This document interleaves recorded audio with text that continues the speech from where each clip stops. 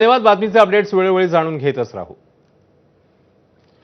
पुढची आणखी एक दिवसभरातली चर्चेची बातमी आहे ती म्हणजे बांधकाम व्यावसायिक खलील शेखला आत्महत्येला प्रवृत्त केल्याप्रकरणी माजी आमदार रवींद्र धंगेकर, त्यांच्या पत्नी प्रतिभा धंगेकर, त्यानंतर माजी नगरसेवक बाळा शेडगे, पत्नी वर्षा शेडगे यांच्यावर 10 जणांवर एकूण गुन्हा दाखल झालेला आहे.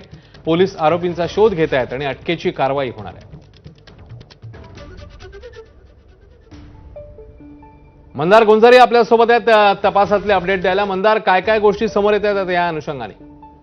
खलील शेख या बांधकाम व्यावसायिकांनी या कंत्राटदाराने आत्महत्या केली आणि आत्महत्या करण्यापूर्वी खलील शेख यांनी जे व्हिडिओ शूट केले आणि त्यामध्ये ज्या व्यक्तींची नावं घेतली त्यांच्या आत्महत्येला कारण ठरलेल्या अशा एकूण 10 जणांच्या विरोधात हा गुन्हा दाखल करण्यात आलाय.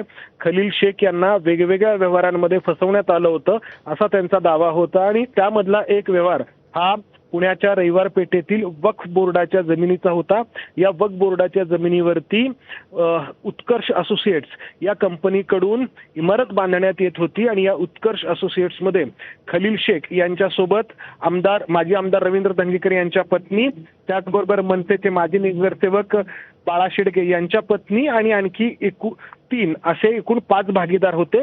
मात्र या प्रकल्पाला स्थगिती देण्यात आली. रवींद्र धंगेकरांनी असा आरोप केला होता की भारतीय जनता पक्षाच्या नेत्यांनी त्यांच्या विरोधात षडयंत्र रचून ही स्थगिती दिली. मात्र त्यामुळे हा सगळा प्रकल्प रेंगाळला आणि बँकेचं लोन हे 5ही भागीदार भरू शकले नाहीत आणि त्यातून जी आर्थिक विवंचना आली त्यामुळे या खलील शेख यांनी आत्महत्या केली असं रवींद्र धंगेकरांचं म्हणणं होतं. मात्र या खलील शेख यांनी जो व्हिडिओमध्ये दावा केला होता त्यानुसार बाळा शेडगे यांनी आणि रवींद्र धंगेकर यांनी त्यांचे 50 लाख रुपये दिले नाहीत आणि त्यामुळे आपण आत्महत्या करतो आहोत आणि इतरही अनेक जणांकडून आपण फसवणूक झाली म्हणून आपण आत्महत्या करतो असं म्हटलं होतं. एकूण 10 जणांच्या विरोधात गुन्हा दाखल करण्यात आलाय. या कलमांच्या अंतर्गत 10 वर्षांच्या शिक्षेची तरतूद आहे. त्यामुळे अटकेची कारवाई करण्यात येईल असं पोलीस म्हणतायत. अश्विन, धन्यवाद मंदार या सगळ्या सविस्तर माहितीबद्दल.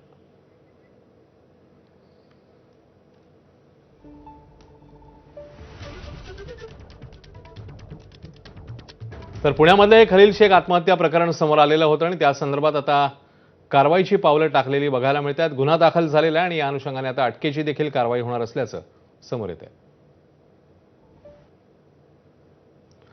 माजी आमदार रवींद्र धंगेकर आपल्यासोबत आहेत. रवींद्र धंगेकर जी, आपल्यासह एकूण 10 जणांवर आता यामध्ये गुन्हा दाखल झालेला आहे. या सगळ्यावर आपलं काय म्हणणं आहे?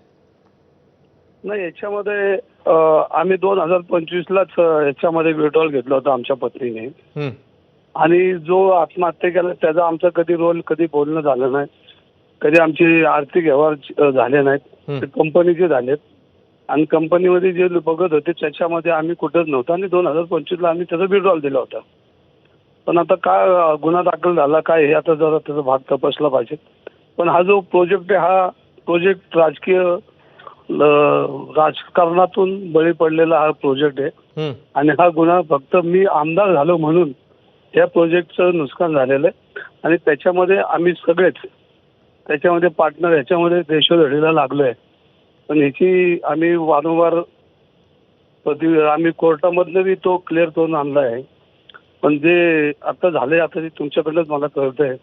पण काय आहे ते आम्ही न्यायालयीन आमची बाजू मांडू ना. धन्यवाद धनगेकरजी, आपण सविस्तरपणे आमच्याशी बोललात त्याच्याबद्दल. पुढची बातमी. वर्षा निवासस्थानी मुख्यमंत्री तसंच प्रफुल्ल पटेल